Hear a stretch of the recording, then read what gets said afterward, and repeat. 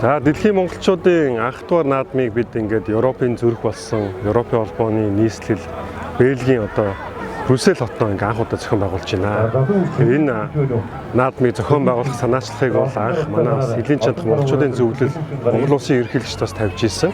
Гадаад харилцааны яамны хувьд бол гадаад улсад орчин суугаа Монгол иргэдийн эрх ашиг хамгаалахын үндсэн чиглэл үүргийнхаа хүрээнд энэ анх дугаар наадмыг зохион байгуулах ажлыг одоо хариуцсан энэ удаа ингээд зохион байгуулж байна.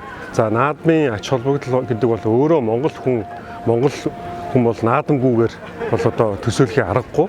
Тэр утгаараа бас элийн чандад байгаа гэлтгүй монгол иргэдийнхаа бас ив нэгдэл монгол хүн монголороо байх энэ дархлааг нь баталгаажуулахад бол монгол хэл соёл одоо үндэсний урлаг өв соёлоо ингэж тээхэд бол үнэхээр наадмыг одоо зохион байгуулах нь маш чухал байдаг. Тэгээд гадаад байгаа монголчууд маань бол жил бүр байгаа орчин суугаа газраа тодорхой хэмжээнд наадмыг зохион байгуулж ирсэн. За энэ жилийн онцлог нь бол ерөөсөө бүс бүсээр нь монголчуудынхаа наадмыг нэгдсэн зохион байгуулалттай Монгол төрийн бас оролцоо дэмжлэгтэйгээр зохион байгуулж байгаа гэдэг онцлог байгаамаа. Тэгээд энэ удаагийн наадам маань дараагийн бас дэлхийн монголчуудын наадмын анхны одоо жишг болж шинэ ийм одоо туршлага үлдээж байгаа гэдгээр бас онцлог гэж хэлж болно.